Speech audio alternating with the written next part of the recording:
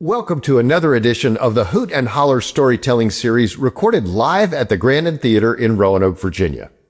At Blue Ridge PBS, we are proud to be able to record, edit, and present these stories well beyond the confines of the sold-out main theater at the Grandin. There is no one else who can bring these stories to your screen besides Blue Ridge PBS. So if you like what you see, I hope you'll consider becoming a sustaining member of the station. For details, visit blueridgepbs.org and click on the Donate tab. And thanks. Blue Ridge PBS and Echo present Hoot and Holler, a live storytelling event recorded at the historic Grandin Theater in Roanoke, Virginia. Imagine it was 2001. I was fresh out of college, 22 years old, and on a plane to Las Vegas. Bright lights, big city, you know? And little old me, ready to be doused in sequins and feathers. But I wasn't there for fun. Oh no. I was there for serious business. Bowling business. I was working in marketing at AMF Bowling, AKA American Machine and Foundry, for all of those who are interested. And I was responsible for the biggest amateur bowling tournament of the year. People from all over were flying in to try their hands at taking home the title of top bowler. And I was their cicerone. We had even brought in some professional bowlers to help set the tone, and my partner in crime was none other than 1988 Olympic bowling coach Dale Niemela.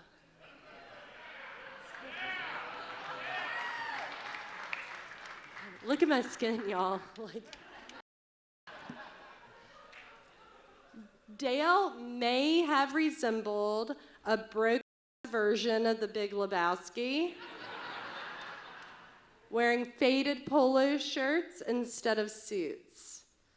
In fact, Dale actually kind of looked like a cross between the dude and the Big Lebowski, and if they had a baby, and that baby also loved to bowl.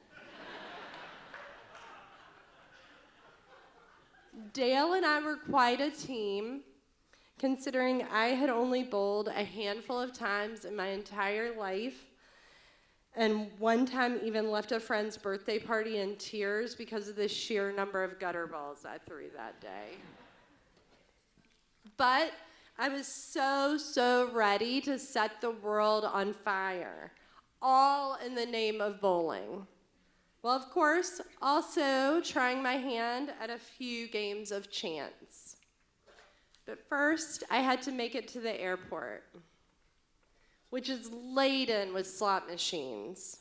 The sounds of literal bells and whistles is everywhere. Windfalls of coins greeting other newly arrived folks, and me taking it all in.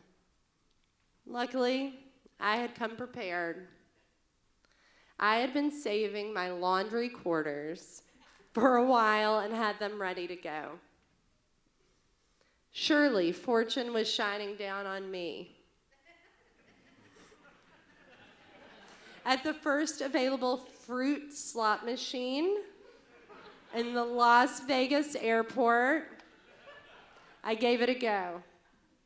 And I lost. But I shook it off. I tried it again, and again, and again, and again. Basically, I lost a total of $2, and that was it for me. I couldn't do it anymore. No beginner's luck. A little bit of background. I grew up pretty poor, and my parents religiously played the lottery and never, ever won. My dad still asks me almost every week, What would I do if he won? And then every week he tells me he would give it all to me. I know. He's super cute. So in general, gambling is a bit of a tricky wicket for me. And losing $2 of my hard-earned money was enough to cure my curiosity. Much like my parents, it seemed as if I would have to make my own luck. But my shine could not be dimmed. As Dale and I made our way to our hotel, I'm expecting the Bellagio, yeah, the Venetian, something fabulous, over the top. I'm ready to see tigers. And Siegfried and Roy, showgirls, maybe Celine Dion.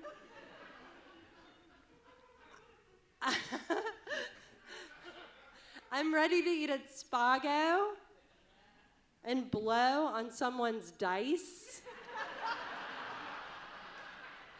And I'm gonna dance the night away, you know? And we drove right by all of it.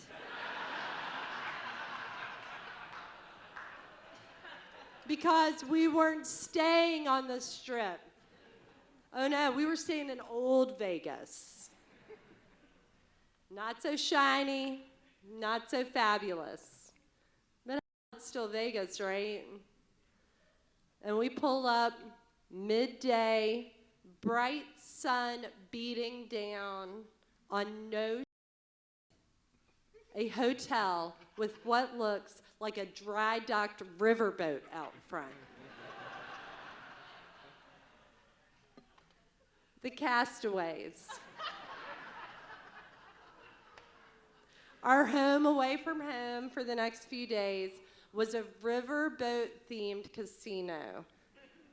Very, very proud of the huge bowling alley in its basement. I grabbed my bag, I grabbed my big floppy hat, and I walked through those desert boat doors. And it was like stepping back in time to 1983. Cigarette smoke is everywhere. The smell of last decade's drinks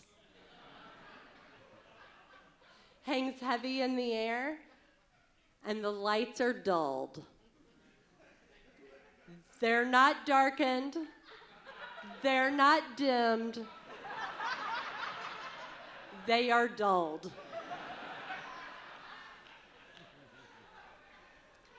And signs everywhere imploring people, cash your paycheck here, and rooms by the hour. So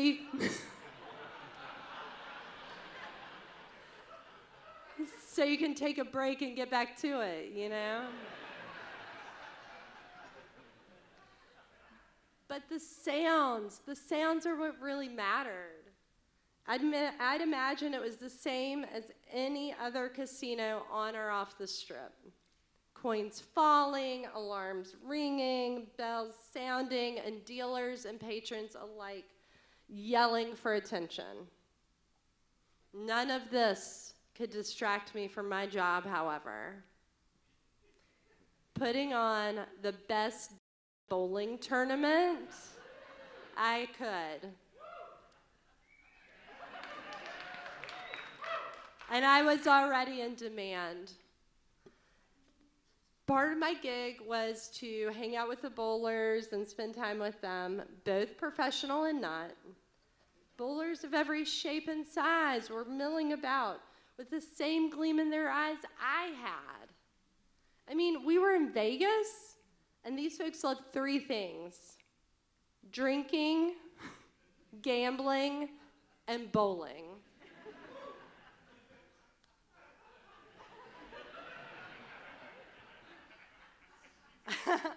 As I was hanging out with the high rollers, balls, that is, they rolled balls. I chatted, I gave directions to Walmart. I told people how to get to the bar. And in walks Brian Voss. In my memory,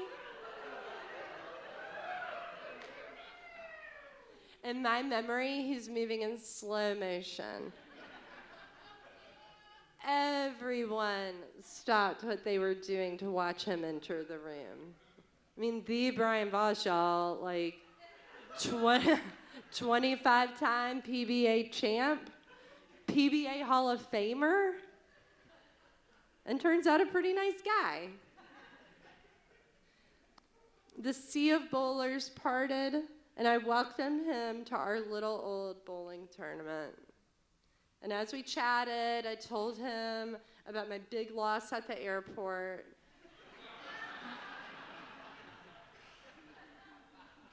How I was heading home $2 more poor, and my vow never to gamble again.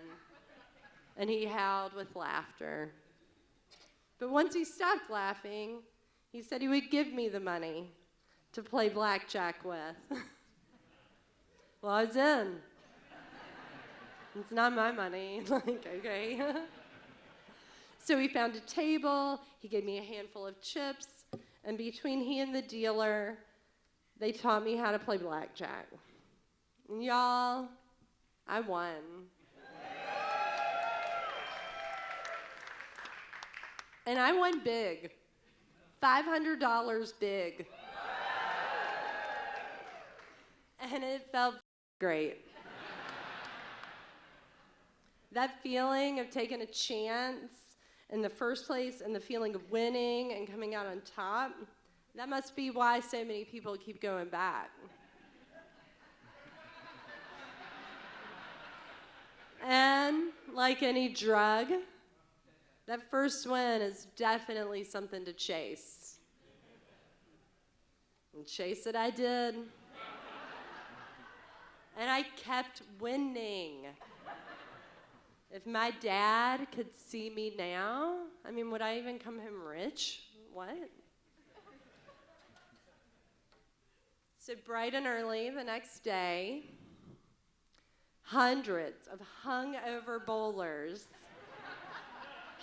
descended to the bowels of the basement, of the steamboat basement, to find a 106-lane bowling alley waiting for them.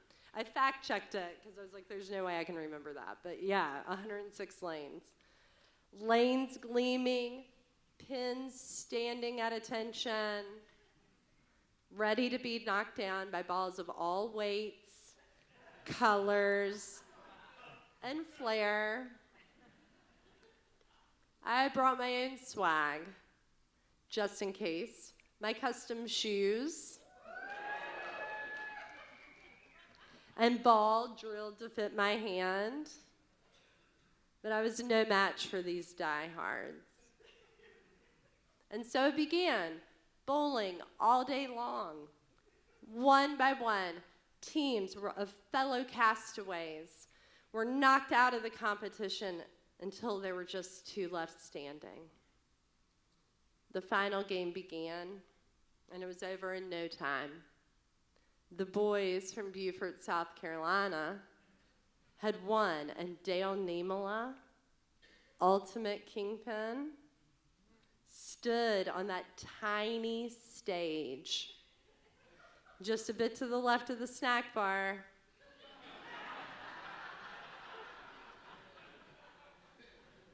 Corn dogs sizzling away, and awarded them their prize.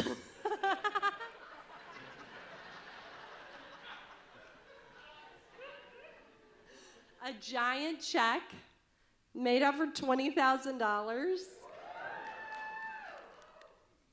and a trophy that was taller than me. As the hubbub died down, I chatted with those Beaufort boys. congratulating them as their leader, clad in jorts and a tank top, with sprigs of shoulder hair.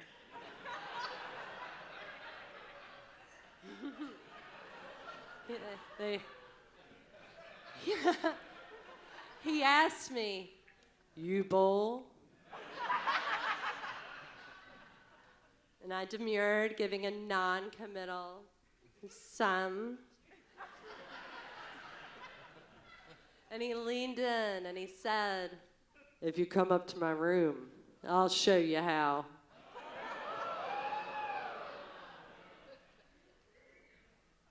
My 22-year-old brain couldn't understand. I mean, did he have a bowling alley in his room? I mean, what kind of hotel is this, you know? I'm kidding, I was never that naive. I simply said no thank you and walked over to one of the 106 bowling lanes and right in front of us and hand to God threw a gutter ball.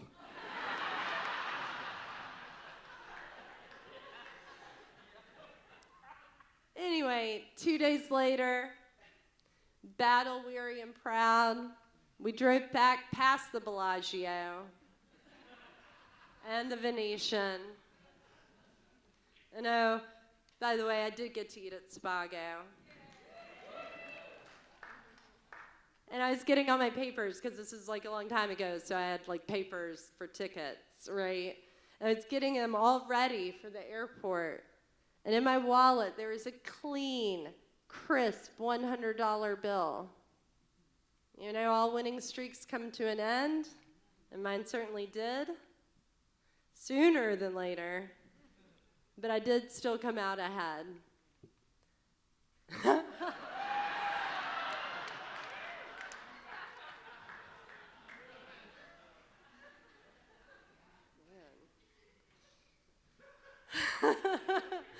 So I hope this weekend, when you're thinking about what to do, you look at your friends and you say, in the immortal words of Walter Sobchak,